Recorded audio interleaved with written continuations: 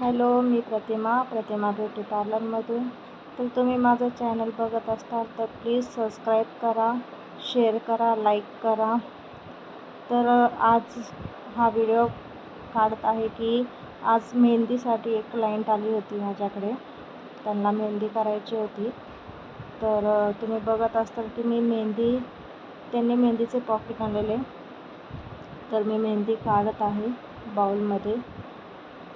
तर ही मेहंदी चांगली आहे, म्हणजे हेअरसाठी खूप चांगली आहे मेहंदी.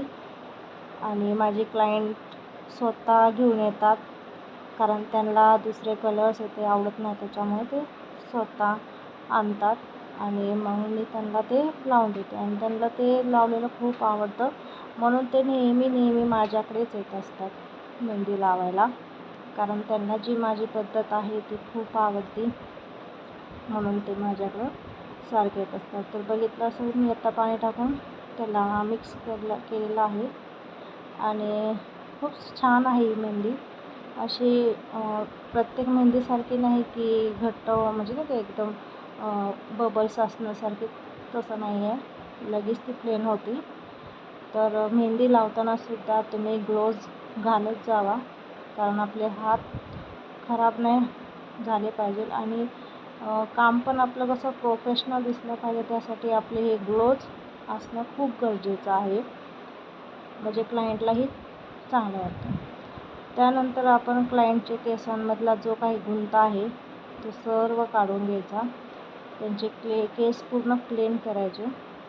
त्यांना ॲप्रॉन लावायचा, जेणेकरून त्यांचे जे काही कपडे आहेत ते खराब होणार नाहीत आणि सांडणारही नाही कुठेही मेहंदी. तर तुम्ही बघू शकता.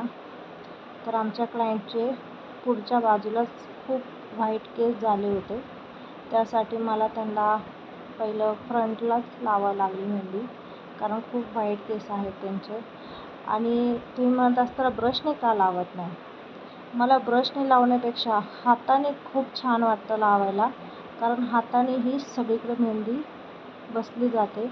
त्यामुळं तुम्ही पण जास्त हाताने मेहंदी लावायचा प्रयत्न करा, ब्रशने लावायचा प्रयत्न करू नका, कारण तो कलर नाही आहे, ती मेहंदी आहे. कलर आपण ब्रशनेही लावतो, पण मेहंदी ही हातानेच लावली पाहिजे, कारण मेहंदी व्यवस्थित बसली जाते. तर माझ्या क्लायंटचे व्हाईट भरपूर होते पुढं, त्याच्यामुळे मी त्यांना पुढच्या साईडला लावते. आणि माझ्या क्लायंटने मेहंदीसुद्धा थोडीशी आणली होती, त्यासाठी मी पहिलं फ्रंट साईडच घेत असते. तर तुम्ही बघता व्हिडिओ, म्हणून थँक्यू.